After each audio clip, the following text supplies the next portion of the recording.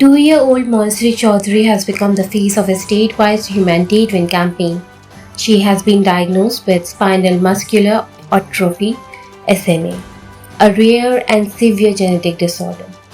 Her treatment is estimated to cost between Rs 16 crore to 18 crore. After her story went viral on social media, people from different parts of Tripura have come forward to support the fundraising effort. Deeply moved by her condition, Fisheries, Animal Resource Development and Scheduled Caste Welfare Minister Sudhanshu Das invited Monastery's father to his residence on Saturday and personally handed over Rs 50,000 to assist with her treatment. He also assured that the family that he would encourage his acquaintances to contribute further. The minister himself shared this information. তো এই যে রোগ এটার চিকিৎসা আমাদের রাজ্যে নেই, এটা আমাদের দেশের হয়তো কোনো না কোনো বড় ইনস্টিটিউশনে হবে, কিন্তু যে মেডিসিন এই ডিজিজের জন্য কিউরের জন্য প্রয়োজন সেই মেডিসিন আপাতত আমাদের দেশে পাওয়া যাচ্ছে না, যেটা ওনারা খবর নিয়েছেন। এবং এই মেডিসিন তারা বাইরে খোঁজ নিয়েছেন এবং তার কস্ট এখন পর্যন্ত যেটা বলা হচ্ছে যে লামসাম প্রায় 16 থেকে 18 কোটি টাকা হতে পারে। তো একটা সাধারণ পরিবারের জন্য এত টাকা ব্যবস্থা করা এটা অনেক বেশি কঠিন কাজ, ঠিক কিনা না? তো যার ফলে আজকে রাজ্যের বিভিন্ন প্রান্তের মানুষ তার মেয়ের সুস্বাস্থ্যের জন্য, তার মেয়ের চিকিৎসার পরিষেবার জন্য সবাই এগিয়ে এসেছেন।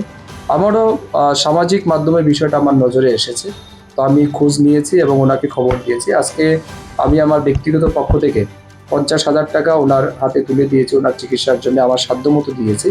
তার বাইরেও আমি বলেছি ওনাকে যদি আমি আমার মতো করে চেষ্টা করবো আরও কিছু লোককে বলে যাতে কিছু ওনাকে সাহায্য করা যায়, আমরা সেটা করব। The minister further said that he has already spoken with the head of the neurology department at Govind Balla Pant Hospital.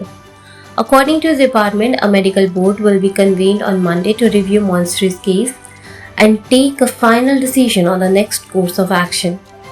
He also said that Chief Minister Manik Shah is personally monitoring the matter. Mr. Das added that he would meet the Chief Minister and request financial assistance for monasteries on behalf of the state government. মাননীয় মুখ্যমন্ত্রীও বিষয়টা ইতিমধ্যে তিনি দেখেছেন, তিনি নজরে নিয়েছেন।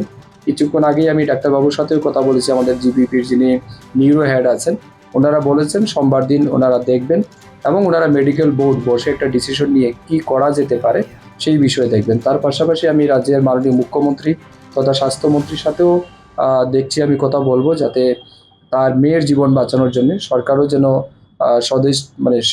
যথেষ্ট সাহায্য করে এবং আমার বিশ্বাস আমাদের সরকার নিশ্চয়ই সেখানে সাহায্য করবে।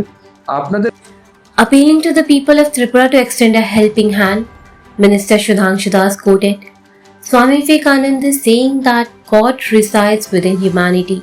He urged everyone to serve God by helping save the life of little monastery rather than merely seeking God in temples. ঈশ্বর অর্থাৎ আপনার সামনের ঈশ্বরকে রেখে আপনি কোথায় মন্দিরে খুঁজছেন, তো মানুষের মধ্যে ঈশ্বর বিরাজ করছে। তাই মানুষরূপী এই ছোট্ট মনশ্রী চৌধুরীকে বাঁচানোর জন্য আমি সবার কাছে আবেদন রাখবো, আসুন সবাই আপনাদের যথাসাধ্য আপনারা সাহায্যের হাত বাড়িয়ে দিন এবং এই মেয়েটার জীবন বাঁচান। আমার মনে হয় এটা ঈশ্বরের কাজ হবে। আমরা বিশ্বাস করি মানুষের কাজ মানে ঈশ্বরের কাজ, তো ঈশ্বরের কাজে আমাদের সবাইকে এগিয়ে আসতে হবে।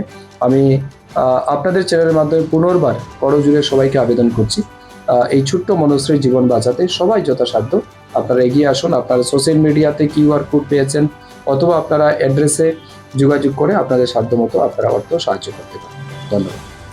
Several MLAs from the state have already extended support to Monastery. However, among the Council of Ministers, Sudhanshu Das is the first to make a personal financial contribution. His initiative has been widely appreciated across different sections of the society. Bureau Report, Fact Finder.